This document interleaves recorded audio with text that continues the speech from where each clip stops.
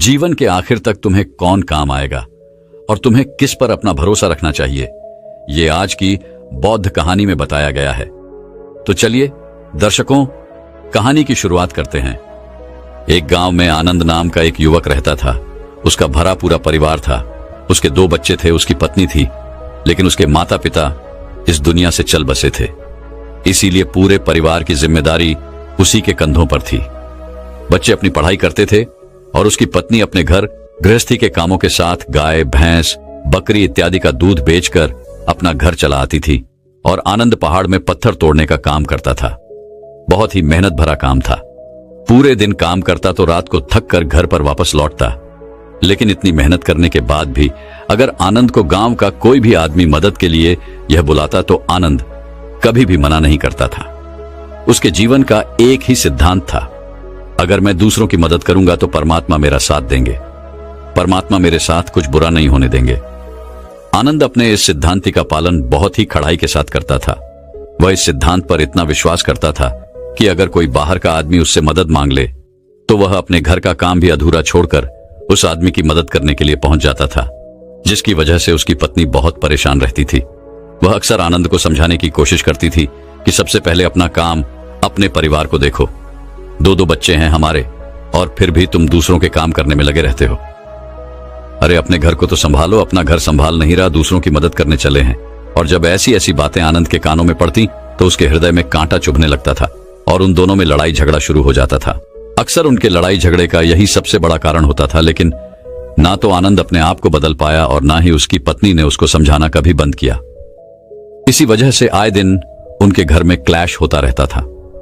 जहां तक उस गांव वालों की बात थी तो वह आनंद के स्वभाव को जानते थे और वह जानबूझकर जो काम आसान भी होता था, जो उनके सामर्थ्य में भी होता था, उस काम के लिए भी वह आनंद को बुलाते थे ताकि उन्हें कम मेहनत करनी पड़े। कहने का अर्थ यह है कि गांव वाले आनंद की शिष्टाचार का फायदा उठाते थे, लाभ उठाते थे और सब पीछे से उसका मजाक उड़ाते थे, उसे बेवकूफ कहते थे। ऐसे ही समय भी तरह और एक दिन आनंद की पत्नी बहुत ज्यादा बीमार पड़ गई। आनंद से जो कुछ भी सेवा हो सकती थी उसने वह सब अपनी पत्नी के लिए किया। उसने गांव के वैद्य को बुलाकर अपनी पत्नी की जांच करवाई, लेकिन यह रोग उस वैद्य की पकड़ के बाहर था। इसीलिए उस वैद्य ने कहा कि तुम अपनी पत्नी को नगर में जाकर किसी बड़े वैद्य को दिखाओ तो तुम्हारी पत्नी की जान बच सकती है। जल्द से जल्द नगर पहुंचने की व्यवस्था करो, नहीं तो तुम्हारी पत्नी के प्राण संकट में हो जाएंगे। यह सुनकर आनंद के पैरों तले जमीन फिसल गई। उसने यह नहीं सोचा था कि उसकी पत्नी के प्राण संकट में है। वह सोच रहा था कि कोई साधारण सा रोग होगा जिसका इलाज हो जाएगा। लेकिन जब उसने वैद्य की यही बात सुनी तो वह घबरा गया। अब पत्नी को नगर तक कैसे लेकर जाए, क्योंकि उसके पास इतना धन नहीं था कि वह अपनी पत्नी के लिए घोड़ा गाड़ी करके उसमें अपनी पत्नी को लेटाकर नगर में ले जा सके। उसकी पत्नी की हालत बिल्कुल चलने की भी नहीं थी, इसलिए उसे नगर पहुंचाने के लिए किसी घोड़ा गाड़ी की जरूरत थी। संयोग से उसके पड़ोसी धर्म के पास एक घोड़ा गाड़ी थी। वह अक्सर व्यापार के लिए अपनी घोड़ा गाड़ी नगर में लेकर जाया करता था। इसीलिए आनंद के मन में विचार आया कि मैं धर्म की घोड़ा गाड़ी ले सकता हूं। मैं धर्मों की इतनी मदद करता हूं, कभी उसके काम को नहीं टालता, तो वह तो मेरे काम को कभी मना ही नहीं कर सकता। और यही सोचकर वह घोड़ा गाड़ी लेने के लिए धर्म के पास पहुंच जाता है। लेकिन धर्म बहुत ही चालाक इंसान था। वह बिना किराए के अपनी घोड़ा गाड़ी अपने सगे संबंधियों के लिए भी नहीं ले जाता था। तो आनंद की तो दूर की बात रही। जब आनंद ने उससे घोड़ा गाड़ी के बारे में पूछा तो उसने यह कहकर उसका यह काम टाल दिया कि मेरे घोड़े बहुत ज्यादा बीमार हैं, वो शायद बच भी मुश्किल से पाएंगे। 5 दिनों से वो कुछ नहीं खा रहे, तो ऐसे में बेचारा घोड़ा गाड़ी लेकर कहां नगर तक पहुंच पाएगा। हां, अगर तुम कुछ धन की व्यवस्था कर सकते हो तो मैं अपने एक मित्र की घोड़ा गाड़ी तुम्हारे लिए मंगवा सकता हूं। यह सुनकर आनंद परेशान और चिंतित हो गया, क्योंकि उसके पास धन तो था ही नहीं। इसका मतलब उसकी पत्नी बड़े नगर में वैद्य के पास इलाज के लिए पहुंच ही नहीं पाएगी। उलझन भरे हुए विचार ले हुए जब आनंद वापस आ रहा तो उसने एक दिल दहलाने देने वाला दृश्य देखा। उसने देखा कि धर्म के घोड़े जो धर्म के अनुसार बीमार थे और कुछ खा भी नहीं रहे थे, वहीं घोड़े गांव का ही एक युवक उसकी बांट से खोलकर बाहर ला रहा था और गाड़ी में उसको जोत रहा था। यह देखकर पहले तो आनंद को कुछ समझ में नहीं आया। उसके बाद जब आनंद ने उस युवक से पूछा तो उसने बताया कि धर्मों ने यह घोड़ा गाड़ी उसे किराए पर दी है यह सुनकर आनंद का दिल टूट गया। उसने कभी सपने में भी नहीं सोचा था कि उसका सबसे अच्छा मित्र धर्म उसके साथ ऐसा कर सकता है। हालांकि यह इस बात पर दुखी होने का वक्त नहीं था, इसीलिए आनंद वहां से जल्दी से लौट जाता है और गांव के ही एक सीट के पास जाकर कुछ धन उधार लेकर धनमोह को दे देता है। धन अपने मित्र की घोड़ा गाड़ी मंगवा देता है, जिसके बाद वह अपनी पत्नी को वैद्य के पास नगर में ले जाता है। जब उसकी पत्नी का इलाज चल रहा था तो आनंद यही सोच रहा था कि एक वह दिन था जब धर्म की बेटी बीमार हो गई थी और धर्म यहां पर नहीं था, तो मैं पूरी रात वैद्य जी के पास उसके लिए बैठा रहा था, उसकी देख रेख की थी, उसकी सेवा की थी। इतने दिनों तक धन वो नहीं आया था, तब मैं ही उसके परिवार की देख रेख किया करता था। हाय, कैसा दुर्भाग्य है यह, जिसके लिए मैंने इतना कुछ किया। उसने घोड़ा गाड़ी देने से मुझे मना कर दिया, और वह भी तब जब मेरी पत्नी जिंदगी और मौत के साथ खेल रही थी। कुछ देर बाद वैद्य बाहर आकर आनंद को एक बहुत बुरी खबर देता है। वह आनंद को बताता है कि उसकी पत्नी को कर रोग हो चुका है और इसका कोई भी इलाज नहीं है। उसके पास कुछ समय ही शेष बचा है। यह सुनकर आनंद दुखी होकर वहीं जमीन पर बैठ गया। उसकी पूरी दुनिया उजड़ने वाली थी और उसे कोई रास्ता नजर नहीं आ रहा था। कुछ समय बाद उसकी पत्नी चल बसी और अब दोनों बच्चों की जिम्मेदारी उसके कंधों पर आ गई थी। लेकिन यहां पर आनंद के सारे सिद्धांत टूट चुके थे, उसके सारे भ्रम खत्म हो चुके थे। अब उसके दिमाग में एक ही बात थी कि अच्छा कर्म करने से परमात्मा साथ नहीं देता, बल्कि जो बुरे लोग हैं वो लोग फलते फूलते हैं। और इस बात का मैं सबसे बड़ा गवाह हूं। ये विचार अक्सर उसके दिमाग में चलते रहते थे और इसी वजह से उसका मन धीरे धीरे संयस्त हो गया, देश दुनिया से दूर हट गया। और एक दिन ऐसा भी आया जब वो अपने बच्चों को अपने रिश्तेदारों के पास छोड़कर इस देश दुनिया को त्याग कर एक सन्यासी बने के लिए घर से निकल पड़ा। उसने गांव में किसी को कुछ नहीं बताया। किसी को नहीं पता था कि आनंद अचानक कहां गायब हो गया। सन्यास की दीक्षा लेने के लिए वह एक बौद्ध भिक्षु के पास पहुंचता है। बौद्ध भिक्षु उस समय ध्यान में बैठे हुए थे। ध्यान से बाहर आने के बाद वह बड़े ध्यान से आनंद के चेहरे को देखते हैं और उससे सन्यासी बनने का कारण पूछते हैं। इस पर आनंद उन्हें अपनी पूरी आपबीती सुना देता है और कहता है कि हे महात्मा, इस दुनिया से मुझे कुछ भी हासिल नहीं हुआ। मेरा मन इस दुनिया से विरक्त हो चुका है। जब अपने दोस्तों ने ही मेरा साथ नहीं दिया तो इस दुनिया में रहने का क्या मतलब, और इसी वजह से मैं सन्यासी बनना चाहता हूं। यह सुनने के बाद बौद्ध भिक्षु ने उपदेश देना शुरू किया। उन्होंने कहा कि याद रखना बेटा, जीवन से विरक्त होकर सन्यासी बनना तुम्हें परम सुख तक कभी नहीं पहुंचा सकता, परमानंद तक कभी नहीं पहुंचा सकता। तुम दुनिया से अपने मन पर एक बोझ लेकर विरक्त हुए हो। तुम दुनिया से परमात्मा की खोज करने के लिए विरक्त नहीं हुए हो। इस भ्रम में कभी मत रहना तुम संसार से विरक्त हुए हो, क्योंकि संसार ने तुम्हें धोखा दिया, ऐसा तुम्हें लगता है। इसीलिए तुम परमात्मा पर कभी विश्वास नहीं कर पाओगे और ना ही उन पर अपनी पूर्ण आस्था बना पाओगे। इसीलिए सन्यासी होने का भी तुम पूरा लाभ कभी नहीं उठा पाओगे। सन्यासी होने का लाभ तब मिलता है जब हमारी प्रभु में, परमेश्वर में, परमात्मा में पूर्ण आस्था बन जाती है। मैं तुमसे पूछता हूं, या तुम्हारी आस्था परमात्मा में? यह सुनकर आनंद कहता है कि हे महात्मा, मैं तो दुनिया देखकर आया हूं कि जो बुरे कर्म करता है वह फलता फूलता है और जो अच्छा काम करता है उसे कुछ भी नहीं देता। परमात्मा उसे दुखी दुख देता है। इसीलिए मैं परमात्मा पर अपनी पूर्ण आस्था कैसे बना सकता हूं? यह सुनकर उस बौद्ध भिक्षु ने कहा कि यही तो मैं तुम्हें समझाना चाहता हूं कि तुम पूरी ऊर्जा अपनी सन्यासी जीवन में लगाओ और उसके बाद भी तुम्हें फल प्राप्त न हो तो तुम्हें कैसा लगेगा। इसीलिए किसी की भी मदद करने के लिए मैं 5 सिद्धांत तुम्हें बताता हूं। ये 5 सिद्धांत समझकर संसार में वापस लौट जाओ और संसार में एक गृहस्थ जीवन जियो। उसके बाद ही सन्यासी जीवन का उदय होता है। जब हम अपने गृहस्थ जीवन को पूर्ण रूप से समझ लेते हैं और अपनी जिम्मेदारियों का निर्वाह कर देते हैं।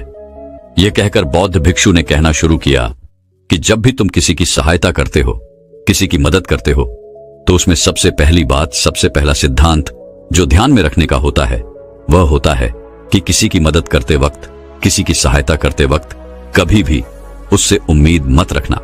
यह मत सोचना कि आज मैंने इसकी सहायता कर दी, मदद कर दी, तो कल बदले में यह भी मेरी सहायता करेगा, मेरी मदद करेगा। अगर तुम ऐसा सोचोगे तो तुम्हें जीवन में दुखों का सामना करना ही पड़ेगा। क्योंकि एक नहीं तो दूसरा या दूसरा नहीं तो तीसरा, कोई ना कोई तुम्हारी उम्मीद जरूर तोड़ेगा। और वास्तविकता में वह मदद या वह सहायता नहीं होती, वह हमारे लालच का ही एक रूप होता है। हम उसकी सहायता या मदद निर्भर तरीके से नहीं कर रहे हैं। हमारे मन में लालच का भाव है, हमारे मन में बदले का भाव है। हम यह सोचकर मदद करते हैं कि इसकी मदद कर देता हूं तो कल यह मेरा भी मदद करेगा। और यही लालच हमें अक्सर उन लोगों की मदद करने पर विवश करता है जो किसी ना किसी रूप में धनवान होते हैं, क्योंकि हमें लगता है कि कल यह आदमी धन के द्वारा मेरी मदद कर सकता है। और इसीलिए जिस इंसान को वास्तविकता में मदद की आवश्यकता है, हो सकता है वह गरीब हो, लेकिन हमारा मन अपने लालच के वशीभूत होकर उसकी मदद कभी नहीं करेगा। इसीलिए किसी की मदद और किसी की सहायता करने के अपने विचार को विस्तार दो। केवल एक प्रकार के वर्ग के लिए अपनी सहायता या अपनी मदद पेश मत करना, उन सब के लिए समान होनी चाहिए। जरा सोचो, एक तरफ तुम्हारा मित्र हो जिसके पास धन है, संपदा है, और दूसरी तरफ कोई गरीब औरत हो जो भूखी बैठी हुई है। तुम्हारा दोस्त तुमसे कहता है कि यार आज तो खाने के लिए अच्छे अच्छे पकवान मंगवा लो बाजार से, और दूसरी तरफ वह औरत तुमसे 2 सूखी रोटी मांग रही है, तो तुम किसकी मदद करोगे? कौन मदद का हकदार सबसे पहले है? सबसे पहले हमारा कर्तव्य बनता है कि उस औरत की भूख मिटाए, लेकिन अक्सर इंसान ऐसे नहीं सोचता। वह अपने दोस्त को तो खिला देगा, उसको तो बाजार से बहुत महंगी वस्तु मंगा के दे देगा, लेकिन किसी गरीब को उसकी भूख मिटाने के लिए पैसा या धन नहीं देगा। दूसरी बात जो ख्याल में रखने की है वह यह कि सहायता करते वक्त हमारा लालच कभी भी उसके साथ नहीं जोड़ना चाहिए। अक्सर हम जब किसी की मदद करते हैं तो हमारा लालच और हमारा स्वार्थ उसके साथ जुड़ा होता है, और हम अपनी भविष्य की योजना तैयार करके उस आदमी की मदद करते हैं। हम यह सोचते हैं कि अगर मैं इसका यह काम करेगा तो भविष्य में यह आदमी मेरा वह काम पूरा कर देगा। और वह सहायता, वह मदद बिल्कुल भी परमात्मा के द्वार को नहीं खटखटाती, क्योंकि वह लालच है। आप अपने आप को धोखा देने के लिए अपने लालच को एक सहायता, एक मदद का रूप दे रहे हैं। तीसरी बात जो ख्याल रखने की है वह यह कि अपने सामर्थ्य के हिसाब से दूसरे की मदद करो। कभी भी एक ग्रस्त आदमी को किसी की इतनी सहायता नहीं करनी चाहिए जिससे कि उसका परिवार और उसके बच्चे कष्ट में जीवन बिताएं। सबसे पहला फर्ज हमारा होता है अपने परिवार को सुखी रखना, उनकी जरूरतें पूरी करना, और उसके बाद दूसरों की मदद करना आता है। लेकिन कुछ लोग दूसरों की मदद पहले करते हैं और अपने परिवार को मदद कम देते हैं, जिससे कि परिवार में लड़ाई झगड़े आए दिन पनपते रहते हैं, और यह सब हम समाज में देखते रहते हैं। अपने आसपास अगली बार जो ख्याल में रखने की होती है वह यह कि अपना कर्म, अपनी जिम्मेदारियां पहले निभानी होती हैं। हम अपना कर्म, अपना काम छोड़कर पहले दूसरों की मदद करने के लिए चले जाते हैं, और जब दूसरा बदले में हमारी मदद नहीं करता तो हमारा दिल दुखी हो जाता है। हम सोचते हैं कि मैंने तो अपना काम छोड़कर उस आदमी की मदद की थी और वह आदमी मेरी मदद ही नहीं कर रहा है, इसीलिए अपना कर्म सर्वोपरि, अपना कर्म सबसे ऊपर, क्योंकि वही काम करने के लिए इस दुनिया में हमारा जन्म हुआ है। और सबसे आखिर में जो बात समझने की है वह यह कि परमात्मा की मर्जी से ही सब कुछ होता है। हमारा कर्तव्य है अपने कर्म को करते जाना। करनी भरनी तो ऊपर वाले के हाथ में है, इसीलिए जो कुछ भी होता है सब ऊपर वाले पर छोड़ दो। अगर तुम्हें कोई धोखा भी देता है तो यह समझ के चलो कि वह सब ऊपर वाले की करनी होती है। आप यह मान के चलो कि मैं करता नहीं हूं, मैं तो एक माध्यम हूं, करवाने वाला तो वह है। उसके सामने किसकी मर्जी चली। जब यह आस्था, यह विश्वास हमारे मन में पनपने लगता है तो हमारी सारी शिकायतें दूर हो जाती हैं, क्योंकि इस दुनिया में जो भी होता है अच्छे के लिए होता है, जो भी हो रहा है अच्छे के लिए हो रहा है, और जो भी होगा अच्छा ही होगा। चाहे हमारी बुद्धि आज वर्तमान में इस सिद्धांत को ना समझ पाए, लेकिन जीवन में कभी ना कभी किसी ना किसी मोड़ पर आपको जरूर यह एहसास होगा कि जो हुआ था वह अच्छे के लिए ही हुआ था। इसीलिए सारी शिकायतें दूर कर दो और बस अपना कर्म करते जाओ। अपने ग्रस्त जीवन को पूर्ण रूप से जिलो, और उसके बाद ही सन्यासी जीवन की नींव होती है। इसके बाद बौद्ध भिक्षु ने आनंद को कहा कि वापस अपने गांव लौट जाओ, अपनी बेटियों को वापस लेकर आओ, उन्हें पालो पोसो, अपने बच्चों को वापस लेकर आओ, दूसरी शादी कर लो, लेकिन बच्चों का पालन पोषण अच्छे तरीके से करो। यह सुनकर आनंद अपने बच्चों के साथ अपने गांव में वापस लौट आता है। गांव में किसी को खबर नहीं थी कि आनंद कहां पर गया हुआ था और वह क्या ज्ञान लेकर वापस लौटा है। लेकिन अगले दिन सुबह सुबह गांव वालों ने आनंद के चेहरे पर एक अलग ही चमक, एक अलग ही आभा पाई। तो इस कहानी से हमें यह सीख मिलती है कि दूसरों के पीछे भागने से अच्छा है अकेले रहकर अपने आप को सुधारो और अपनों का काम बड़े ही खुशी से करो और शांत रहकर अपने आप के दिमाग की मन स्थिति को सुधारो। तो अब हम आपको बताएंगे कि शांत रहने के क्या क्या फायदे हैं। तो चलिए शुरुआत करते हैं। हर तरफ शोर शराबे और भाग दौड़ के बीच खामोशी की अपनी अलग ही खासियत है। आपने कई कविताओं में भी पढ़ा होगा कि मौन रहकर एक दूसरे की बात को समझना सबसे सुंदर संवाद है। लेकिन क्या आप यह जानते हैं कि चुप रहने के अपने शारीरिक और मानसिक फायदे भी हैं। विशेषज्ञ मानते हैं कि मौन यानी शांत रहने से व्यक्ति अधिक दिमागदार और उत्पादक बनने की ओर अग्रसर होता है। इससे उसके मानसिक और शारीरिक स्वास्थ्य दोनों में सुधार हो सकता है। मौन धारण करने का महत्व। आज हम जिस युग में जी रहे हैं उसमें टेक्नोलॉजी एक महत्वपूर्ण भूमिका निभाती है। जहां लोग एकांत की खोज में लगे रहते वो खुद को इन्हीं टेक्नोलॉजी को कहीं गुम कर देते हैं। लेकिन मौन को मन में बैठाने की दिशा में पहला कदम यह है कि आप अपने मानसिक स्वास्थ्य को अन्य सभी पहलुओं से बढ़कर समझें और फिर उन तकनीकों को शामिल करने का सचेत प्रयास करें जो आपको मौन रहने की आत्मीय उदारता और शक्ति का अनुभव करने की अनुमति दे। गाड़ियों के बेतहाशे हॉर्न से लेकर आसपास बजने वाले म्यूजिक ऑन डिमांड शो और लोगों की छत्र पटर से लेकर आपकी बिल्डिंग के ऊपर से उड़ते हुए हवाई जहाज की आवाज तक हर तरफ एक घना शोर है जिसमें दूसरों की तो क्या कभी कभी खुद की भी आवाज नहीं सुन पाते आपके अंतर्मन की आवाज, जिसे सुनने से आपके जीवन की आधी परेशानी का समाधान मिल सकता है। वैज्ञानिक प्रमाणों के अनुसार यह हमारे स्वास्थ्य के लिए बहुत अच्छी बात है कि लेकिन शांत रहना ब्लड प्रेशर कम कर सकता है, एकाग्रता और ध्यान में सुधार ला सकता है, परेशान करने वाले विचारों को शांत कर सकता है, मस्तिष्क के विकास को बढ़ावा दे सकता है, कॉर्टिसोल को कम कर सकता है, अंदर की रचनात्मकता को बढ़ावा मिलता है, अच्छी नींद को बढ़ावा मिलता है, दिमागी रूप से स्वस्थ महसूस कर सकते हैं। हालांकि यह मौन रहने का मतलब परेशानी में भी चुप्पी साधे रहने से नहीं है, बल्कि अनावश्यक किसी भी शोर से दूर रहने और ध्वनि प्रदूषण से बचना है। मौन रहते हुए धीरे धीरे गहरी सांस लेने से और भी फायदे मिल सकते हैं। चुप रहना है। अनेक समस्याओं का हल तनाव घटाने और एकाग्रता बढ़ाने के लिए हम आपको अब 9 फायदे बनाएंगे। दुनिया को अगर सबको पीछे छोड़कर आगे जाना है तो अकेले रहकर अपना काम अच्छाई और खुशी से करते रहे। खुद को सुधार ले।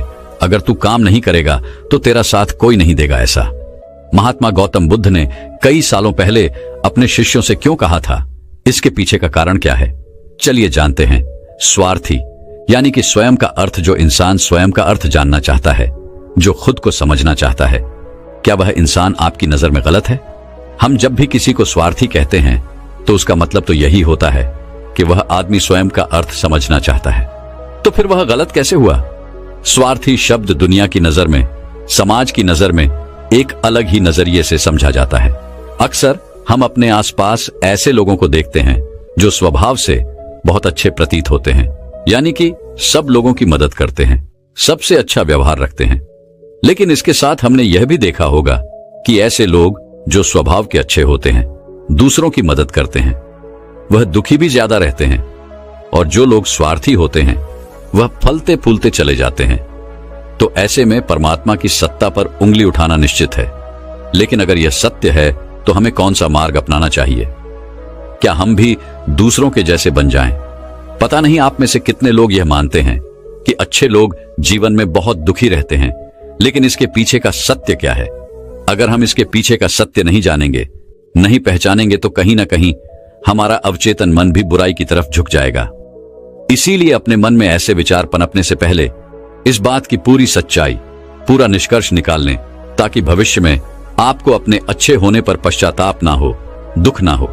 आज की जो बौद्ध कहानी मैं आपको सुनाने वाला हूं, उसमें आपको 5 ऐसे तरीके पता चलेंगे जिसके माध्यम से अगर आप कर्म करते हैं तो आप अच्छे कर्म भी कर पाएंगे और दुखी भी नहीं होंगे। एक गांव में आनंद नाम का एक युवक रहता था। उसका भरा पूरा परिवार था। उसके 2 बच्चे थे, उसकी पत्नी थी, लेकिन उसके माता पिता इस दुनिया से चल बसे थे। इसीलिए पूरे परिवार की जिम्मेदारी उसी के कंधों पर थी। बच्चे अपनी पढ़ाई करते थे और उसकी पत्नी अपने घर गृहस्थी के कामों के साथ गाय, भैंस, बकरी इत्यादि का दूध बेचकर अपना घर चला आती थी। और आनंद पहाड़ में पत्थर तोड़ने का काम करता था। बहुत ही मेहनत भरा काम था। पूरे दिन काम करता तो रात को थक कर घर पर वापस लौटता। लेकिन इतनी मेहनत करने के बाद भी अगर आनंद को गांव का कोई भी आदमी मदद के लिए यह बुलाता तो आनंद कभी भी मना नहीं करता था। उसके जीवन का एक ही सिद्धांत था, अगर मैं दूसरों की मदद करूंगा तो परमात्मा मेरा साथ देंगे, परमात्मा मेरे साथ कुछ बुरा नहीं होने देंगे। आनंद अपने इस सिद्धांत का पालन बहुत ही कड़ाई के साथ करता था। वह इस सिद्धांत पर इतना विश्वास करता था कि अगर कोई बाहर का आदमी उससे मदद मांग ले तो वह अपने घर का काम भी अधूरा छोड़कर उस आदमी की मदद करने के लिए पहुंच जाता था, जिसकी वजह से उसकी पत्नी बहुत परेशान रहती थी। वह अक्सर आनंद को समझाने की कोशिश करती थी कि सबसे पहले अपना काम, अपने परिवार को देखो, 2 बच्चे हैं हमारे और फिर भी तुम दूसरों के काम करने में लगे रहते हो। अरे अपने घर को तो संभालो, अपना घर संभाल नहीं रहा, दूसरों की मदद करने चले हैं। और जब ऐसी ऐसी बातें आनंद के कानों में पड़ती तो उसके हृदय में कांटा चुभने लगता था और उन दोनों में लड़ाई झगड़ा शुरू हो जाता था। अक्सर उनके लड़ाई झगड़े का यही सबसे बड़ा कारण होता था। लेकिन न तो आनंद अपने आप को बदल पाया और न ही उसकी पत्नी ने उसको समझाना कभी बंद किया। इसी वजह से आए दिन उनके घर में क्लैश होता रहता था। जहां तक उस गांव वालों की बात थी तो वह आनंद के स्वभाव को जानते थे और वह जानबूझकर जो काम आसान भी होता था, जो उनके सामर्थ्य में भी होता था, उस काम के लिए कहने का अर्थ यह है कि गांव वाले आनंद की शिष्टाचार का फायदा उठाते थे, लाभ उठाते थे और सब पीछे से उसका मजाक उड़ाते थे, उसे बेवकूफ कहते थे। ऐसे ही समय भी तरह। और एक दिन आनंद की पत्नी बहुत ज्यादा बीमार पड़ गई। आनंद से जो कुछ भी सेवा हो सकती थी उसने वह सब अपनी पत्नी के लिए किया। उसने गांव के वैद्य को बुलाकर अपनी पत्नी की जांच करवाई, लेकिन यह रोग उस वैद्य की पकड़ के बाहर था। इसीलिए उस वैद्य ने कहा कि तुम अपनी पत्नी को नगर में जाकर किसी बड़े वैद्य को दिखाओ तो तुम्हारी पत्नी की जान बच सकती है। जल्द से जल्द नगर पहुंचने की व्यवस्था करो, नहीं तो तुम्हारी पत्नी के प्राण संकट में हो जाएंगे। यह सुनकर आनंद के पैरों तले जमीन फिसल गई। उसने यह नहीं सोचा था कि उसकी पत्नी के प्राण संकट में है। वह सोच रहा था कि कोई साधारण सा रोग होगा जिसका इलाज हो जाएगा। लेकिन जब उसने वैद्य की यही बात सुनी तो वह घबरा गया। अब पत्नी को नगर तक कैसे लेकर जाए, क्योंकि उसके पास इतना धन नहीं था कि वह अपनी पत्नी के लिए घोड़ा गाड़ी करके उसमें अपनी पत्नी को लेटाकर नगर में ले जा सके। उसकी पत्नी की हालत बिल्कुल चलने की भी नहीं थी, इसलिए उसे नगर पहुंचाने के लिए किसी घोड़ा गाड़ी की जरूरत थी। संयोग से उसके पड़ोसी धर्म के पास एक घोड़ा गाड़ी थी। वह अक्सर व्यापार के लिए अपनी घोड़ा गाड़ी नगर में लेकर जाया करता था। इसीलिए आनंद के मन में विचार आया कि मैं धर्म की घोड़ा गाड़ी ले सकता हूं। मैं धर्मों की इतनी मदद करता हूं, कभी उसके काम को नहीं टालता, तो वह तो मेरे काम को कभी मना ही नहीं कर सकता। और यही सोचकर वह घोड़ा गाड़ी लेने के लिए धर्म के पास पहुंच जाता है। लेकिन धर्म बहुत ही चालाक इंसान था।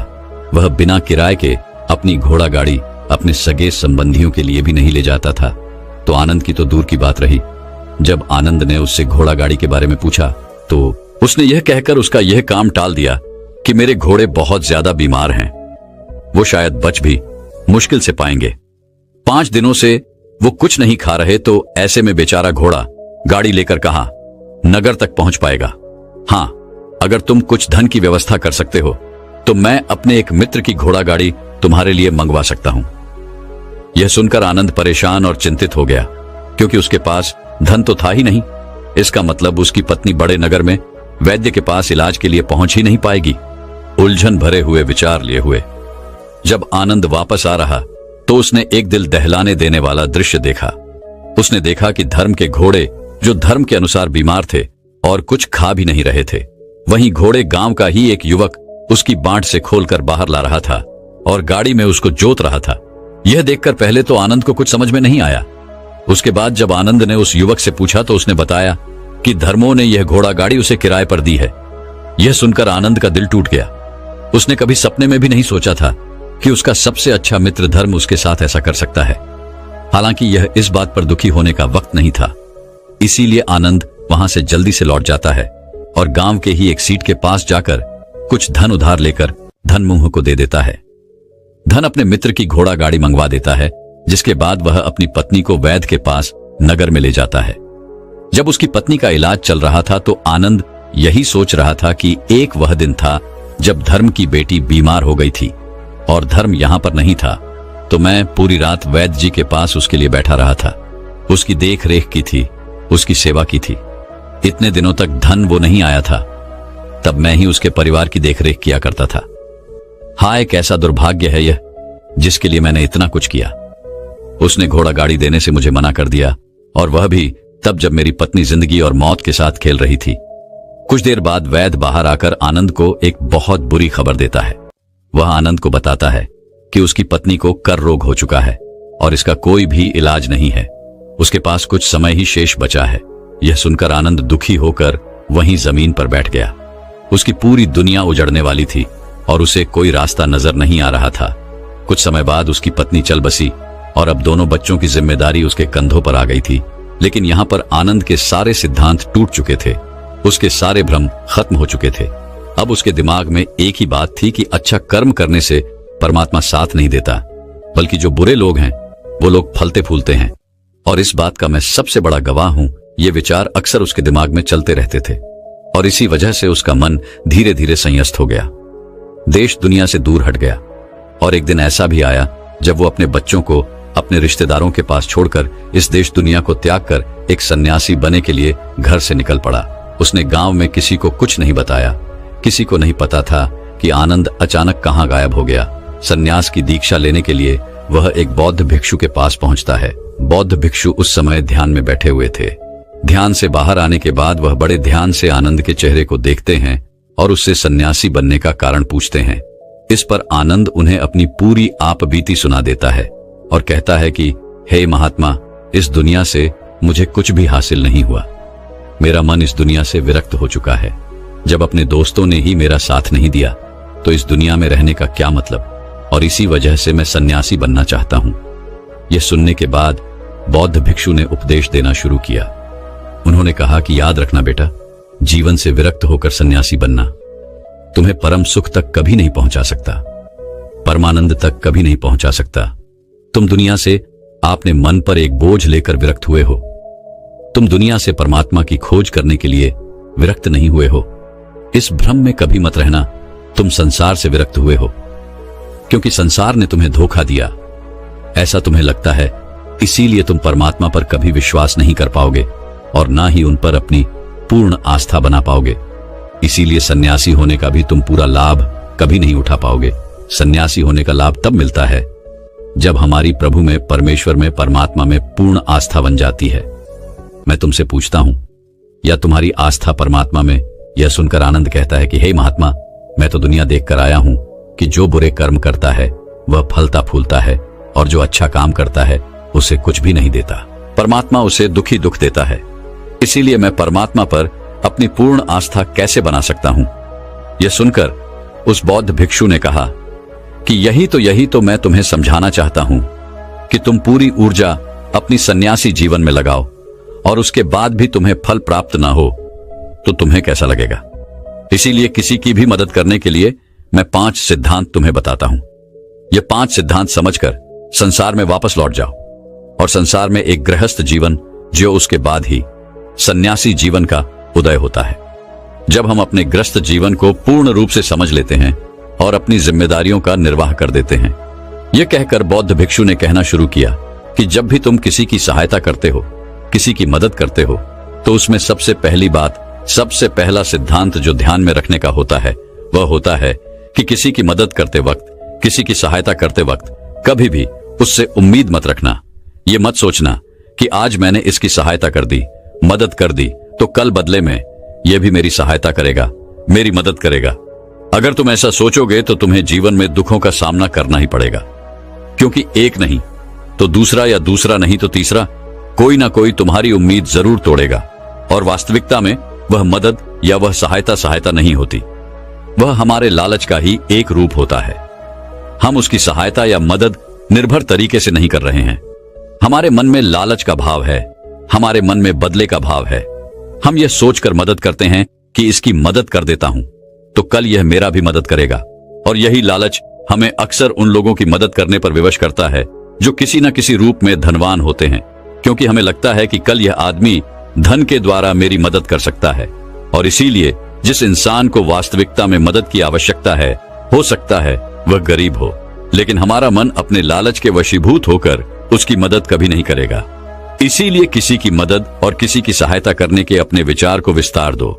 केवल एक प्रकार के वर्ग के लिए अपनी सहायता या अपनी मदद पेश मत करना, उन सब के लिए समान होनी चाहिए। जरा सोचो, एक तरफ तुम्हारा मित्र हो जिसके पास धन है, संपदा है, और दूसरी तरफ कोई गरीब औरत हो जो भूखी बैठी हुई है। तुम्हारा दोस्त तुमसे कहता है कि यार आज तो खाने के लिए अच्छे अच्छे पकवान मंगवा लो बाजार से, और दूसरी तरफ वह औरत तुमसे 2 सूखी रोटी मांग रही है, तो तुम किसकी मदद करोगे? कौन मदद का हकदार सबसे पहले है?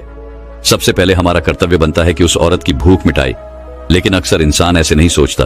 वह अपने दोस्त को तो खिला देगा, उसको तो बाजार से बहुत महंगी वस्तु मंगा के दे देगा, लेकिन किसी गरीब को उसकी भूख मिटाने के लिए पैसा या धन नहीं देगा। दूसरी बात जो ख्याल में रखने की है वह यह कि सहायता करते वक्त हमारा लालच कभी भी उसके साथ नहीं जोड़ना चाहिए। अक्सर हम जब किसी की मदद करते हैं तो हमारा लालच और हमारा स्वार्थ उसके साथ जुड़ा होता है, और हम अपनी भविष्य की योजना तैयार करके उस आदमी की मदद करते हैं। हम यह सोचते हैं कि अगर मैं इसका यह काम करेगा तो भविष्य में यह आदमी मेरा वह काम पूरा कर देगा, और वह सहायता व मदद बिल्कुल भी परमात्मा के द्वार को नहीं खटखटाती, क्योंकि वह लालच है। आप अपने आप को धोखा देने के लिए अपने लालच को एक सहायता, एक मदद का रूप दे रहे हैं। तीसरी बात जो ख्याल रखने की है वह यह कि अपने सामर्थ्य के हिसाब से दूसरे की मदद करो। कभी भी एक ग्रस्त आदमी को किसी की इतनी सहायता नहीं करनी चाहिए जिससे कि उसका परिवार और उसके बच्चे कष्ट में जीवन बिताएं। सबसे पहला फर्ज हमारा होता है अपने परिवार को सुखी रखना, उनकी जरूरतें पूरी करना, और उसके बाद दूसरों की मदद करना आता है। लेकिन कुछ लोग दूसरों की मदद पहले करते हैं और अपने परिवार को मदद कम देते हैं, जिससे कि परिवार में लड़ाई झगड़े आए दिन पनपते रहते हैं, और यह सब हम समाज में देखते रहते हैं। अपने आसपास अगली बार जो ख्याल में रखने की होती है वह यह कि अपना कर्म, अपनी जिम्मेदारियां पहले निभानी होती हैं। हम अपना कर्म, अपना काम छोड़कर पहले दूसरों की मदद करने के लिए चले जाते हैं, और जब दूसरा बदले में हमारी मदद नहीं करता तो हमारा दिल दुखी हो जाता है। हम सोचते हैं कि मैंने तो अपना काम छोड़कर उस आदमी की मदद की थी और वह आदमी मेरी मदद ही नहीं कर रहा है। इसीलिए अपना कर्म सर्वोपरि, अपना कर्म सबसे ऊपर, क्योंकि वही काम करने के लिए इस दुनिया में हमारा जन्म हुआ है। और सबसे आखिर में जो बात समझने की है वह यह कि परमात्मा की मर्जी से ही सब कुछ होता है। हमारा कर्तव्य है अपने कर्म को करते जाना। करनी भरनी तो ऊपर वाले के हाथ में है, इसीलिए जो कुछ भी होता है सब ऊपर वाले पर छोड़ दो। अगर तुम्हें कोई धोखा भी देता है तो यह समझ के चलो कि वह सब ऊपर वाले की करनी होती है। आप यह मान के चलो कि मैं करता नहीं हूं, मैं तो एक माध्यम हूं करवाने वाला, तो वह है उसके सामने किसकी मर्जी चली। जब यह आस्था, यह विश्वास हमारे मन में पनपने लगता है तो हमारी सारी शिकायतें दूर हो जाती हैं, क्योंकि इस दुनिया में जो भी होता है अच्छे के लिए होता है, जो भी हो रहा है अच्छे के लिए हो रहा है, और जो भी होगा अच्छा ही होगा। चाहे हमारी बुद्धि आज वर्तमान में इस सिद्धांत को ना समझ पाए, लेकिन जीवन में कभी ना कभी, किसी ना किसी मोड़ पर आपको जरूर यह एहसास होगा कि जो हुआ था वह अच्छे के लिए ही हुआ था। इसीलिए सारी शिकायतें दूर कर दो और बस अपना कर्म करते जाओ। अपने ग्रस्त जीवन को पूर्ण रूप से जिलो, और उसके बाद ही सन्यासी जीवन की नींव होती है। इसके बाद बौद्ध भिक्षु ने आनंद को कहा कि वापस अपने गांव लौट जाओ, अपनी बेटियों को वापस लेकर आओ, उन्हें पालो पोसो, अपने बच्चों को वापस लेकर आओ, दूसरी शादी कर लो, लेकिन बच्चों का पालन पोषण अच्छे तरीके से करो। यह सुनकर आनंद अपने बच्चों के साथ अपने गांव में वापस लौट आता है। गांव में किसी को खबर नहीं थी कि आनंद कहां पर गया हुआ था और वह क्या ज्ञान लेकर वापस लौटा है। लेकिन अगले दिन सुबह सुबह गांव वालों ने आनंद के चेहरे पर एक अलग ही चमक, एक अलग ही आभा पाई। तो इस कहानी से हमें यह सीख मिलती है कि दूसरों के पीछे भागने से अच्छा है अकेले रहकर अपने आप को सुधारो और अपनों का काम बड़े ही खुशी से करो, और शांत रहकर अपने आप की दिमाग की मन स्थिति को सुधारो। तो अब हम आपको बताएंगे कि शांत रहने के क्या क्या फायदे हैं। तो चलिए शुरुआत करते हैं। हर तरफ शोर शराबे और भाग दौड़ के बीच खामोशी की अपनी अलग ही खासियत है। आपने कई कविताओं में भी पढ़ा होगा कि मौन रहकर एक दूसरे की बात को समझना सबसे सुंदर संवाद है। लेकिन क्या आप यह जानते हैं कि चुप रहने के अपने शारीरिक और मानसिक फायदे भी हैं। विशेषज्ञ मानते हैं कि मौन यानी शांत रहने से व्यक्ति अधिक दिमागदार और उत्पादक बनने की ओर अग्रसर होता है। इससे उसके मानसिक और शारीरिक स्वास्थ्य दोनों में सुधार हो सकता है। मौन धारण करने का महत्व आज हम जिस युग में जी रहे हैं उसमें टेक्नोलॉजी एक महत्वपूर्ण भूमिका निभाती है। जहां लोग एकांत की खोज में लगे रहते, वो खुद को इन्हीं टेक्नोलॉजी को कहीं गुम कर देते हैं।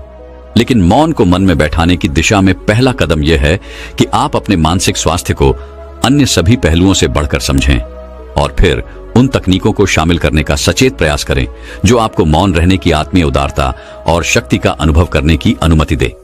गाड़ियों के बेतहाशे हॉर्न से लेकर आसपास बजने वाले म्यूजिक ऑन डिमांड शो और लोगों की छत्र पटर से लेकर आपकी बिल्डिंग के ऊपर से उड़ते हुए हवाई जहाज की आवाज तक, हर तरफ एक घना शोर है जिसमें दूसरों की तो क्या कभी कभी खुद की भी आवाज नहीं सुन पाते आपके अंतर्मन की आवाज, जिसे सुनने से आपके जीवन की आधी परेशानी का समाधान मिल सकता है।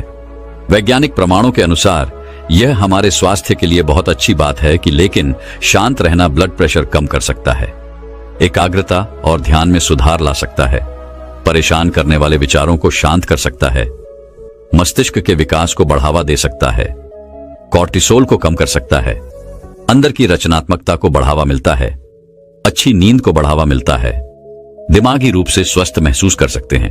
हालांकि यह मौन रहने का मतलब परेशानी में भी चुप्पी साधे रहने से नहीं है, बल्कि अनावश्यक किसी भी शोर से दूर रहने और ध्वनि प्रदूषण से बचना है।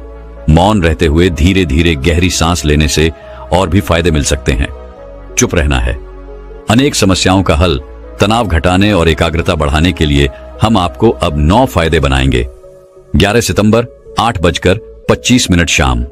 राज ब्रदर, मेडिटेशन और ध्यान लगाना खुद को शांत करने और तनाव घटाने का एक बेहतरीन तरीका है। आपने ध्यान दिया होगा कि हर धर्म और संस्कृति में शांत और मौन रहने को महत्व दिया गया है। चाहे आप इसे धार्मिक नाम दें या जीने का एक तरीका माने, लेकिन दिन भर में कुछ समय तक शांत रहना आपके स्वास्थ्य के लिए बहुत फायदेमंद साबित होता है। कई साइकोलॉजिस्ट भी कॉन्फिडेंस बढ़ाने, कंसंट्रेशन बढ़ाने, मन की शांति और पॉजिटिव थिंकिंग के लिए कुछ मिनट मौन धारण करने की सलाह देते हैं। जब हम कुछ समय मौन या चुप रहते हैं तो हमें खुद से बात करने का मौका मिलता है। हम चिंतन मनन करते हैं जिससे हमारा मन शांत होता है, दिमाग रिलैक्स रहता है और हमारा दिमाग नई ऊर्जा और विचारों से भरता है।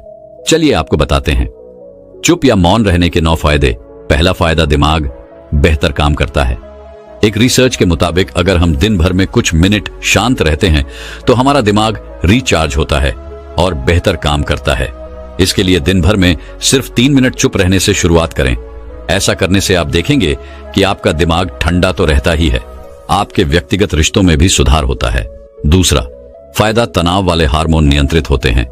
आज के दौर में हर तरफ शोर ही शोर है। इसकी वजह से दिमाग में तनाव पैदा होना लाजमी है। ऐसे में अगर आप हर रोज कुछ देर मौन रहने की प्रैक्टिस करते हैं तो इससे आपके तनाव पैदा करने वाले हार्मोन के लेवल में कमी आती है। इससे आपका दिमाग शांत होता है, गुस्सा नियंत्रित रहता है और तनाव बढ़ाने वाले हार्मोन्स का लेवल घटता है। तीसरा फायदा, ब्रेन सेल्स बनती है। अक्सर तनाव, स्ट्रेस, एंजाइटी और लगातार बोलते रहने और शोर शराबे के चलते हमारे दिमाग की कोशिकाएं मरने लगती हैं। ऐसे में कुछ देर मौन रहने से हमारे दिमाग की सेल्स दोबारा बनती है और उनका पुनः निर्माण हमारे दिमाग की शक्ति बढ़ाता है। इससे हमारी एकाग्रता बढ़ती है और दिमाग तेज होता है। चौथा फायदा, क्रिएटिविटी बढ़ाती है। जब हम दिन भर की उलझनों में उलझे रहते हैं, इस वजह से हम शांत होकर सोचने समझने की क्षमता खोने लगते हैं। इस वजह से हमारी क्रिएटिविटी खत्म होने लगती है। जब हम कुछ देर मौन रहते हैं तो हमारे दिमाग की नई नई क्रिएटिविटी उभर कर सामने आती है। हमें सोचने, समझने और सुनने की क्षमता बढ़ाती है और हम कुछ नया कर पाते हैं। पांचवा फायदा, परिस्थितियों का सामना बेहतर ढंग से करते हैं। एक रिसर्च में पाया गया है कि जो लोग मौन रहने की आदत डालते हैं वह मुश्किल और तनावपूर्ण परिस्थितियों से बेहतर ढंग से निकल पाने में सक्षम होते हैं। इसकी वजह यह है कि मुश्किल परिस्थितियों में वह अपना आपा नहीं खोते और लॉजिक के साथ सोचने की काबिलियत रखते हैं। इस कारण वह परिस्थितियों का बेहतर सामना कर पाते हैं। छठा फायदा दिमाग के लिए है, यह एक्सरसाइज। हमारे शरीर का सबसे जटिल हिस्सा दिमाग होता है। यह पूरे शरीर को चलाता है और यह हमारे सभी इमोशंस को कंट्रोल करता है। ऐसे में जरूरी है कि हम अपने दिमाग को भी व्यायाम करवाएं। जिस तरह शरीर को मजबूत बनाने के लिए शारीरिक व्यायाम जरूरी है, उसी तरह दिमाग को मजबूत बनाने के लिए उनकी ताकत बढ़ाना जरूरी है। मौन रहना दिमाग के लिए एक व्यायाम जैसा ही है और इससे दिमाग की मांसपेशियां तंदुरुस्त रहती हैं। सातवां फायदा पॉजिटिव विचारों का संचार, बॉल रहना। हमारे दिमाग को पॉजिटिव विचारों से भरता है। जब हम दिमाग को बाहरी शोर शराबे से दूर करते हुए कुछ समय खुद पर केंद्रित करते हैं तो हम अपने आसपास की अच्छाइयों को बेहतर ढंग से देख और समझ पाते हैं। इसके साथ ही हम अपने आसपास और खुद के भीतर की अच्छाइयों को अप्रिशिएट कर पाते हैं। इसीलिए कुछ समय मौन रहते हुए खुद को समझना, अपने भीतर झांकना और अपने बारे में समझना एक बेहतरीन प्रैक्टिस है। 8वां फायदा, एक अच्छे श्रोता और समीक्षा, चुप रहना और कुछ समय तक खुद को स्थिर रखना आपको एक अच्छा श्रोता और समीक्षा बनाता है। ऐसा इसलिए क्योंकि जब आप चुप रहते हैं तो आप बोलने की बजाय अधिक से अधिक सुनते हैं और उसका विश्लेषण कर पाते हैं। इससे आप पूरे तर्क और वितर्कों को जानने के बाद सही फैसला ले पाते हैं। आप सभी पक्षों को सुनते, समझते और डिसीजन ले पाते हैं। चुप रहना आपके दिमाग को शांत करता है और आपको लॉजिकल समीक्षा बनाता है। कैसे रखें खुद को? कुछ मिनटों के लिए मौन रहने के लिए लोग बहुत तरीकों का सहारा लेते हैं। कुछ भगवान के नाम का जाप करते हैं, कुछ आपके कृत्यों का विश्लेषण करते हैं, वहीं कुछ लोग माइंडफुलनेस प्रैक्टिस अपनाते हैं।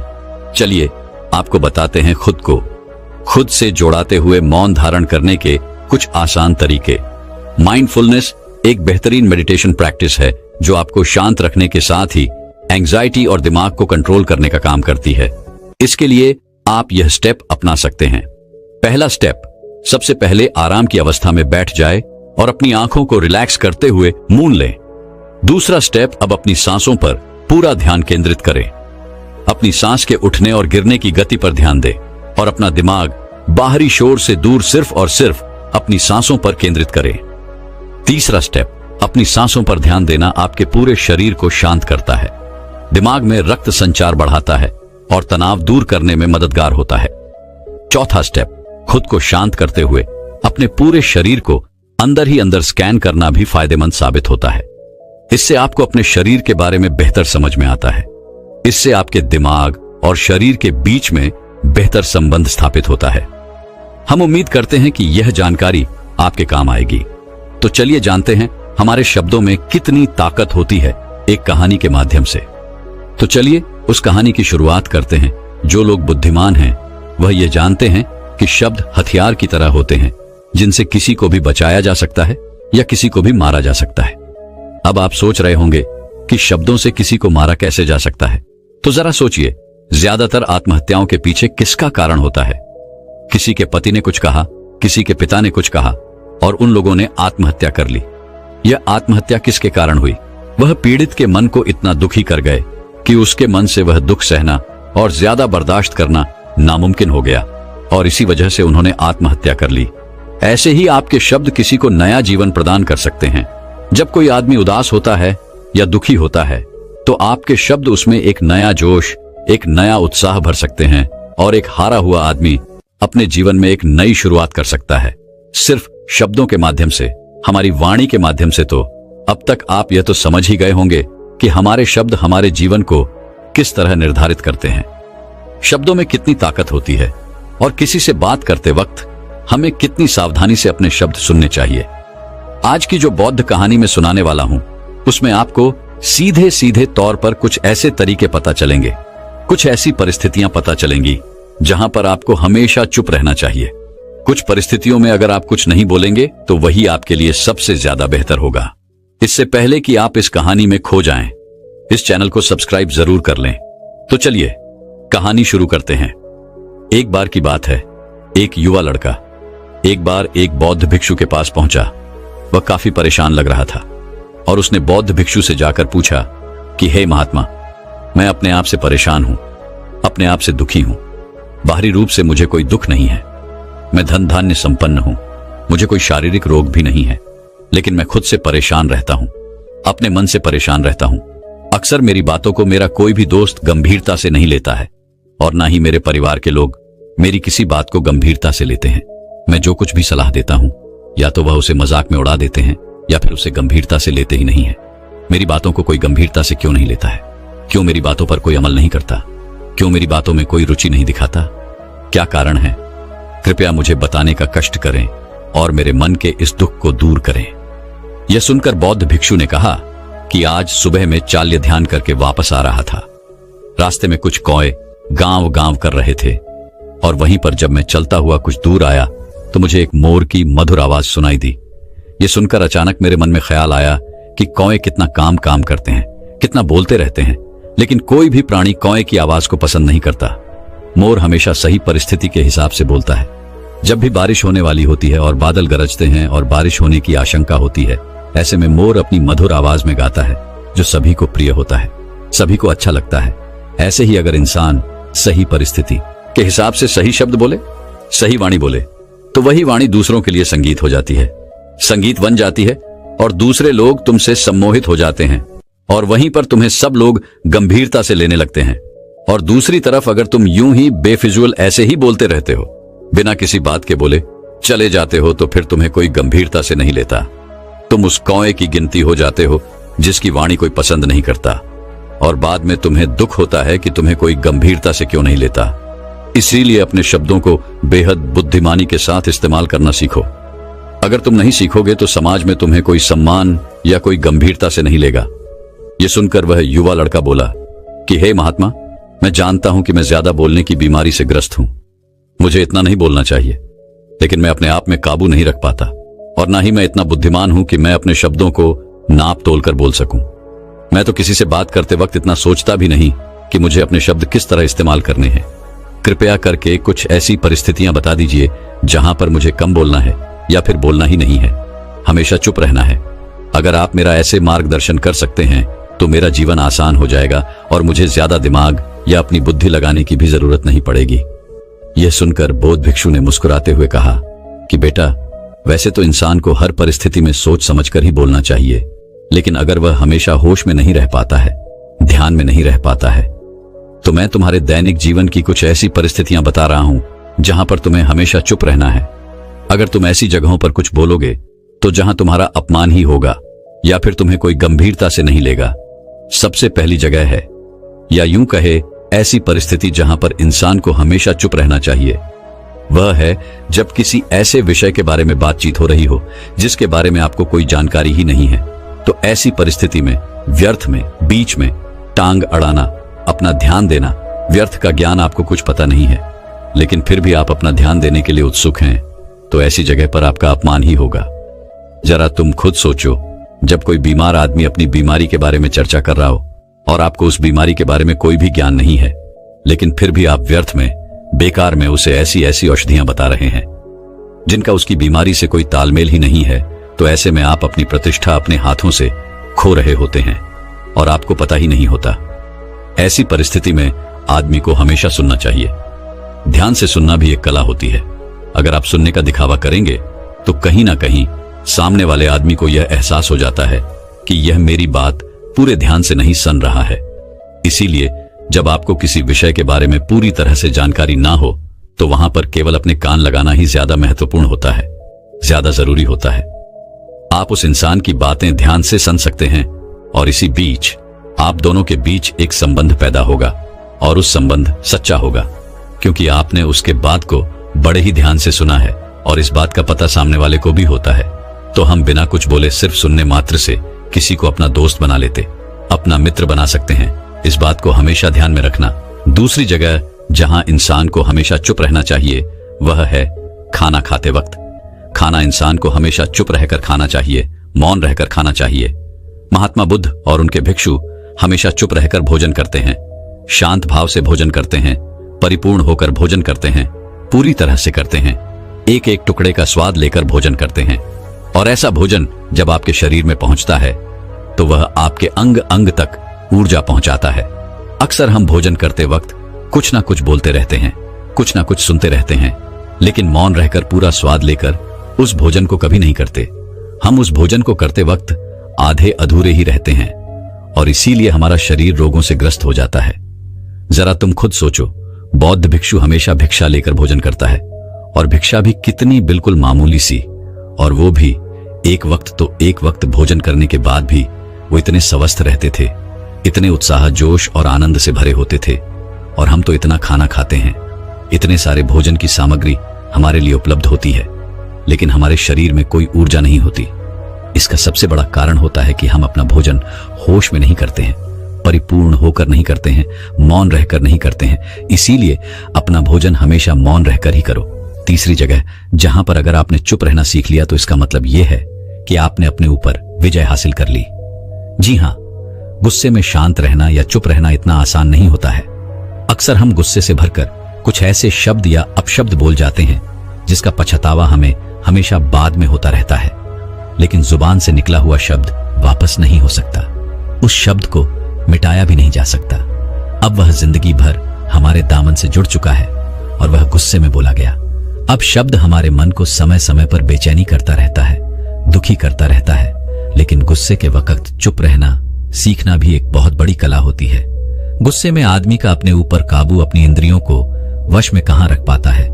इसीलिए इस कला को आप तभी सीख सकते हैं जब आप गुस्सा भी होश में रहकर कर पाए। जब भी आपको गुस्सा आए, आपके दिमाग में सिर्फ एक ही बात आए कि मुझे चुप रहना है, मुझे किसी से कुछ गाली गलौच नहीं करना, किसी को कोई अपशब्द नहीं बोलना। और जब यह विचार गुस्से के साथ जुड़ जाता है और धीरे धीरे यह आदत बन जाता है तो आप अपने गुस्से को भी काबू करना सीख जाते हैं।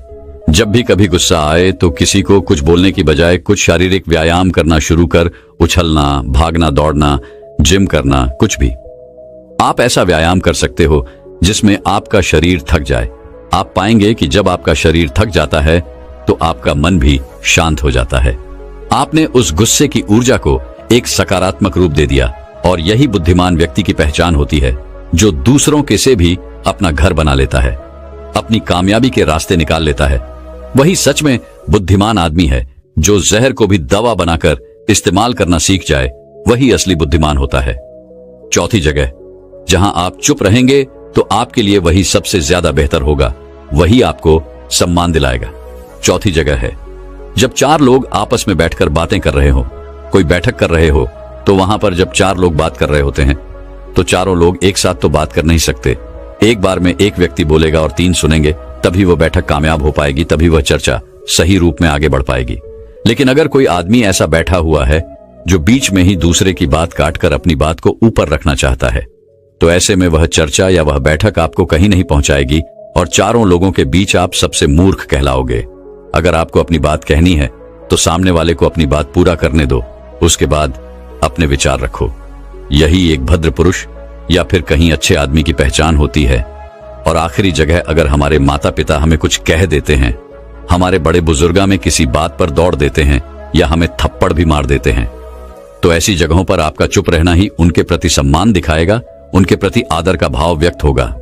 अगर आप उनके सामने उनका विरोध कर देते हैं, उनका प्रतिरोध कर देते हैं, तो वो गुस्सा तो थोड़ी देर बाद शांत हो जाएगा, लेकिन वह कही गई बात, वह विरोध किया हुआ शब्द या फिर कुछ भी उल्टा सीधा हमेशा आपके मन को सताएगा और आपके माता पिता को हमेशा यही लगेगा कि आज ये हमारी इज्जत नहीं करता, आज ही हमारी बात नहीं मानता, क्योंकि ये कमाने लग गया है, ये बड़ा आदमी बन गया है। ऐसी ऐसी बातें उठेंगी, ऐसे ऐसे तंज कसे जाएंगे। इसीलिए ऐसी जगह पर आप मौन रही हैं, चुप रहिए, कुछ मत बोलिए। अपने गुस्से को अपने अंदर ही पी लीजिए, कुछ व्यायाम कर लीजिए, भाग लीजिए, दौड़ लीजिए, आपका मन अपने आप शांत हो जाएगा। आखिर में बौद्ध भिक्षु ने अपनी बात को खत्म करते हुए कहा कि कम शब्दों में अपनी भावनाओं को उतरना सीखो। शब्द हथियार की तरह होते हैं, बोलो तो होश में बोलो, ध्यान में बोलो। जीवन शैली ऐसी बना लो कि आप जब भी बोलो पूरे होश में रहकर बोलो, पूरे आनंद के साथ बोलो, पूरे प्रेम के साथ बोलो। ऐसी वाणी बोलो जो दूसरे के दिल को ठंडक पहुंचाती हो, दूसरे के मन को भी शांत कर देती हो। और वह तभी संभव है जब आप प्रतिपल होश में रहकर बोले। इसके बाद वह युवा लड़का बौद्ध भिक्षु के सामने नतमस्तक हो गया और उनको प्रणाम करते हुए अपने घर वापस लौट गया। अब हम जानेंगे महात्मा गौतम बुद्ध के अनुसार अपने मन को जल्दी से जल्दी वश में कैसे किया जाए। तो चलिए जानते हैं गौतम बुद्ध से। शांति के फायदे तो आपको पता चल गए। अब गौतम बुद्ध के अनुसार अपने मन को कैसे संयमित किया जाए, चलिए उसके बारे में जानते हैं। भगवान गौतम बुद्ध कहते थे, यह संसार एक माया जाल है जो कि मनुष्य को अच्छाई भी दिखाता है और बुराई भी दिखाता है, कभी सुंदरता दिखाता है तो कभी दुर्बलता दिखाता है। कभी यह संसार मनुष्य को आकर्षित करता है और कभी कभी मनुष्य को इतना उलझा देता है कि मनुष्य को खुद के जीवन का ध्यान ही नहीं रहता। इसलिए संसार के माया जाल से बचने के लिए भगवान गौतम बुद्ध कहते हैं, जो पुरुष अपने खुद के इंद्रियों से कभी नहीं हारा, वह संसार से या पूरे ब्रह्मांड के किसी भी चीज से कभी हार ही नहीं सकता। वह मनुष्य जहां भी हो उसकी विजय निश्चित है। दोस्तों, आपको बता दें कि इंद्रियों का मतलब होता है कान, नाक, त्वचा, जीभ, हाथ। इन 5 शरीर के भागों को मुख्य इंद्रियों कहा जाता है। इन इंद्रियों को जो पुरुष या स्त्री अपने मन से संयमित कर पाते हैं, वह पुरुष या स्त्री बड़ी ही आसानी से संसार के महासागर को पार कर लेते हैं। यानी कि किसी भी चीज से वह आकर्षित नहीं होते और अपना कर्म बड़े ही विश्वास के साथ करते रहते हैं। ऐसे ही मनुष्य संसार में या इस लोक में या परलोक में बार बार विजयी होते रहते हैं। तो चलिए जानते हैं कि हमारे मन को कैसे वश में किया जाए ताकि हम इस संसार के मायाजाल में फिर से ना फंसे। भगवान गौतम बुद्ध कहते हैं, मन को वश में करने के लिए सबसे पहले आपको यह जानना होगा कि आपके शरीर से श्रेष्ठ आपकी इंद्रियां होती हैं। आपकी इंद्रियों से श्रेष्ठ आपका मन होता है और आपके मन से श्रेष्ठ आपकी बुद्धि होती है और अंततः बुद्धि से श्रेष्ठ आपका आत्मा होता है और आत्मा से भी श्रेष्ठ परमात्मा होते हैं, यानी भगवान होते हैं। तो अगर आपके मन को वश में करना है तो सबसे पहले आपकी बुद्धि में यह विचार करें कि मैं आज से बुरे कामों के बारे में सोचूंगा भी नहीं और मेरे अच्छे काम विश्वास से करता रहूंगा। दोस्तों, अगर आप बुरी आदतों के बारे में सोचोगे ही नहीं तो वह आदतें आपकी बुद्धि पर हावी नहीं होगी और आप कभी गलत काम नहीं करोगे। तो सबसे पहली बात तो यह है कि अपने बुद्धि में से बुरी आदतों को निकाल दो और अपनी बुद्धि में जो भी आपका काम है उस काम के बारे में विचार डालना शुरू कर दो। फिर आपकी बुद्धि आपके मन को आपके काम के बारे में संदेश देगी और मन सभी इंद्रियों को वश में करके आपके काम के ऊपर लगा देगा। तो इसी तरह से करते करते आपका मन एक दिन अवश्य ही वश में हो जाएगा और जिस व्यक्ति का मन वश में हो जाता है उस व्यक्ति के मन में हमेशा ही भगवान वास करते हैं। तो देखा दोस्तों, मन को वश में करने के लिए सबसे पहले आपको अपनी बुद्धि को अपने काम के बारे में ज्ञान देना होगा और बुद्धि में से बुरी आदतों को बिल्कुल निकलना होगा, यानी कि उनके बारे में सोचना ही छोड़ना होगा। तब जाकर आप अपने मन को वश में अवश्य ही कर पाओगे और जब आप पूर्णतः आप अपने मन को वश में कर लोगे तब आपके लिए सुख दुख, सर्दी गर्मी और मान अपमान सब एक जैसा होगा और आप इस दुनिया के माया से परे हो जाओगे। आपको कोई भी चीज आकर्षित नहीं कर पाएगी, उल्टा आपसे ही लोग आकर्षित होंगे और आप जैसा भी काम करते हैं लोग भी आपको देखकर वैसा ही काम करेंगे और लोगों को आप एक आकर्षित और बुद्धिमान मनुष्य लगोगे। इसलिए हमारे भागवत गीता में भगवान कृष्ण ने यह कहा है कि मन का सारा खेल है, मन के हारे हार है और मन के जीते जीत है। ऐसा ही हमारे भगवान बुद्ध ने और न जाने कितने सफल लोगों ने कहा है। भगवान बुद्ध ने कहा है कि जिसने अपने मन को वश में कर लिया है उसकी जीत को देवता भी हार में नहीं बदल सकते हैं। अर्थात मन को वश में करने का नाम ही आत्म संयम है, जिसका अर्थ है अपने आप को वश में करना, अर्थात मन, वचन और कर्म पर अधिकार प्राप्त करना ताकि शरीर से कोई अशुभ कार्य न होने पाए, जिससे कोई अपशब्द ना निकले और मन में कभी अशुभ विचार न उठने पाए। यदि मनुष्य अपनी इंद्रियों का प्रयोग उचित ढंग से करता है तो ही उस मनुष्य को दूसरों को ध्यान देने का अधिकार है। यदि उसका अपने मन पर अधिकार नहीं है, उचित और अनुचित का ध्यान नहीं है, तो वह मनुष्य के पद से गिरकर अन्य योनियों में गिने जाने योग्य हो सकता है। एक कथन है कि हम जैसा सोचते हैं वैसा ही बन जाते हैं। वास्तव में यह विचार नहीं अपितु विचारों का संसार है। हमारी सोच और विचारों का प्रभाव हमारे मन पर गहरा असर छोड़ देता है। मनुष्य के मन में विचार ही बार बार उभर कर आते हैं जो मनुष्य को दिशा देने का काम करते हैं। विचार ही मस्तिष्क को गति प्रदान करते हैं और गलत विचार क्रोध की ओर जाने को विवश करते हैं। यह हमारी भूल है कि हम सोचते हैं कि वचनों की कोई शक्ति नहीं है। संसार में जो भी हुआ, जो भी हो रहा है और जो भी होगा सब हमारे कर्म के प्रभाव से हुआ है और जो हो सकता है और आगे जो होगा वह कर्म की शक्ति से होता है, वह विचारों की शक्ति होती है। यदि हमारे अंदर आत्म संयम नहीं है तो आत्मिकता का धर्म हमारे हाथ नहीं आ सकता है। हम इंद्रियों के जाल में फंसकर पहले तो निर्मल होंगे, फिर अपमानित होते हुए पहले अपना अनिष्ट करेंगे और फिर किसी और का करेंगे। यह सच है कि जो लोग दूसरों के लिए सोचते हैं उनका मन विश्वास पूर्ण विचारों का स्रोत है। इसलिए यदि बुराई से बचना हो तो अपनी दिशा को भलाई की ओर पौधा देना चाहिए। वास्तव में यदि आप जितना ही चाहते हैं तो सबसे पहले आत्म संयम की आदत डाल लें, क्योंकि संयम का अर्थ ही है अपनी बिखरी हुई शक्तियों को निश्चित दिशा देना। मान लीजिए जिस कार्य को नहीं करना है और जब उसे ही करने के लिए मन आकर्षित करता है तो आप उसे प्रयास पूर्वक रोकने के लिए मन बना, उसे ही आत्म संयम कहते हैं। संयम का अर्थ है जब हम आकर्षणों की ओर जाने के लिए हमारा मन सहज रूप से रुक जाए। गांधी जी ने कहा था कि अनुशासन और बलिदान के बिना मुक्ति की आशा नहीं की जा सकती है, लेकिन यह बात भी सच है कि लोग अक्सर गुस्से में विवेक शून्य होकर तुरंत अपने आत्म संयम को गुस्से में खो देते हैं।